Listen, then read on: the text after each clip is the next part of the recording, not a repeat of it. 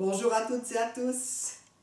Ravi de vous retrouver ici sur cette vidéo pour partager avec vous le troisième extrait de mon livre qui va sortir le 30 mars 2023 intitulé « Comment les synchronicités ont changé ma vie ». Et j'y parle aussi des incroyables pouvoirs de la rétrocausalité, qui est un processus de physique quantique. Processus que nous pratiquons tous les jours sans le savoir, et que l'idée c'est vraiment d'y mettre de la conscience pour pouvoir changer les choses, notamment réorganiser notre présent à partir du futur. Ça, c'est quand même tout un programme, ça décoiffe, je suis d'accord avec vous. Pour ceux qui me rejoignent juste maintenant, peut-être que vous ne savez pas, j'ai été malade pendant 10 ans et il n'y avait plus aucun espoir de guérir. Et j'ai essayé tout ce qui était traditionnel et tout ce qui n'était pas traditionnel. Il n'y a rien qui marchait. Et puis donc un jour, je suis tombée sur le livre de Romuald Le Terrier et Jocelyn Morisson, intitulé « Se souvenir du futur ». Et là, j'ai trouvé une piste que j'ai décidé de suivre. Donc c'est tout ce que je raconte dans ce livre qui va paraître le 30 mars chez Trédaniel. Et en attendant, pour préparer cette attente, je vous lis quelques petits extraits, dont voici le troisième. Il s'intitule « Passer de la théorie à la pratique ». Mais comment faire? J'étais là, couchée depuis si longtemps, en totale impuissance à changer quoi que ce soit. J'avais vraiment tout essayé. Comme j'en avais pris l'habitude depuis des années, je conversais tous les jours avec l'univers, qui me répondait régulièrement, soit par une intuition, soit par des synchronicités. J'ai observé que l'intuition précède souvent les synchronicités. C'est en tout cas ce qui s'est passé là. J'avais compris que je ne pouvais pas organiser ma guérison depuis le futur et en disant « je guérirai ». Car c'est un positionnement qui me maintient toujours dans le présent. Puisque le futur, par définition, reste toujours le futur. Donc ça ne marcherait jamais. J'y ai réfléchi, mais pendant des jours. Et comme je restais démunie devant cette problématique surréaliste, j'ai demandé de l'aide à l'univers et j'ai dit « mais aide-moi » parce que là, je ne vois vraiment pas.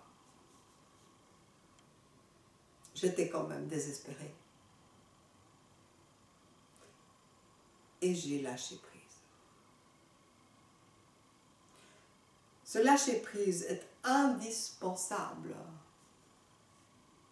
parce qu'il nous aide à inhiber le contrôle du mental, lequel est limitant et qui n'a pas le pouvoir de nous guérir. Ce n'est pas son job. Pour pouvoir entrer en contact avec plus grand que soi, il faut pouvoir être ouvert à l'intuition et à l'amour. Donc, ça passe par le cœur et ça change tout. Ah, le lâcher-prise, c'est tellement difficile pour une contrôlante comme moi. C'est l'exercice de toute ma vie. En anglais, on dit surrender. C'est tellement ça. Poser les armes. Après cette demande, j'ai réussi à m'occuper d'autre chose. Je crois que je me suis plongée dans un roman. Et quelques heures plus tard, la proposition de l'univers est tombée toute seule dans ma tête via une intuition phénoménale. Nous sommes le 1er janvier 2023 et je suis complètement guérie. Nous étions le 20 octobre 2020.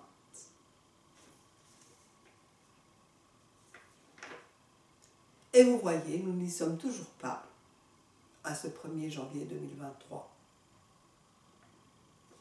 Parenthèse, ça c'est écrit dans le livre. Aujourd'hui, nous avons dépassé cette date. Je pense que ce jour-là, j'allumerai une bougie et j'ouvrirai une bouteille de champagne. Alors je vous le dis maintenant, a posteriori, j'ai carrément fait une croisière du Nouvel An pour fêter ça avec plein de monde. C'était une célébration. Je reviens en octobre 2020, je suis restée soufflée de cette phrase. Eh bien voilà, ce n'était pas si difficile finalement, il fallait juste pouvoir accéder à cette information venue d'ailleurs. Au cours de ce livre, nous découvrirons la puissance de cette phrase. Elle n'a l'air de rien, mais c'est de la dynamite.